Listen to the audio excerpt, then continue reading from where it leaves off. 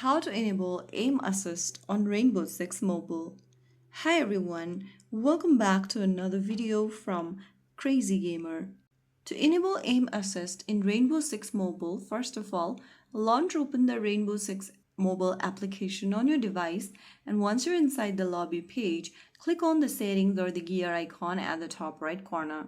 Once you're inside the settings menu, tap on gameplay from the left hand side menu. Inside gameplay under input, you'll see the aim assist feature. Make sure that the toggle button right next to aim assist is turned on. Once you have this button turned on, you'll be able to enable aim assist.